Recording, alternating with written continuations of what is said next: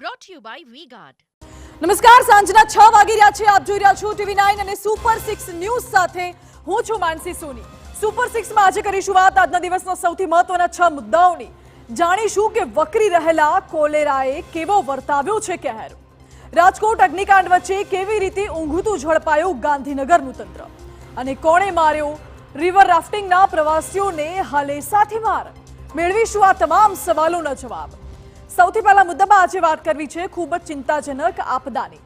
બનાસકાંઠાના પાલનપુરને કોલેરાએ લીધું છે ભરડામાં. 300 લોકોને કોલેરાની અસર વચ્ચે 3ના મોતનો વિપક્ષનો દાવો છે.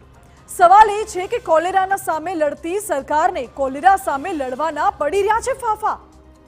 બીજા મુદ્દામાં વાત કરીશું સુરતની કે જ્યાંના મોટા વરાછામાંથી સામે આવ્યું છે તથ્યકાંડ. જી હા, અહીં એક બેફામ કાર ચાલકે ફૂટપાથ પર બેઠેલા 7 લોકોને અડફેટે લીધા. ભયાનક અકસ્માતમાં 3ના મોત નીપજ્યા. સવાલ ફરી એનો એ છે કે રફતારને લગામ ક્યારે લાગશે.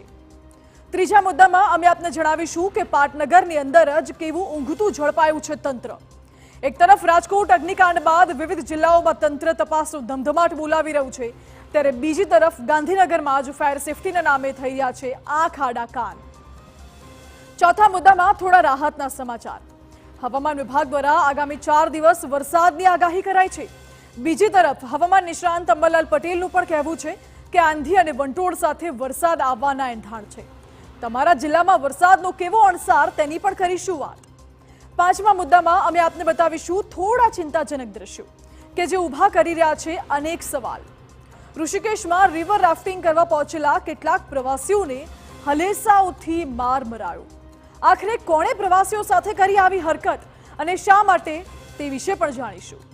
અંતમાં ખૂબ જ રસપ્રદ વાત, T20 મેચમાં પાકિસ્તાનને પછડાટ આપીને હાલ યુએસએની ટીમ ચર્ચામાં છે.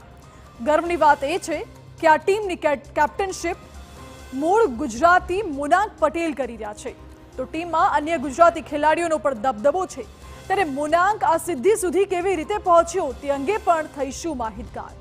આ તમામ મુદ્દાઓ વિશે વિસ્તારથી કરવી છે વાત. Brought to you by V-Guard.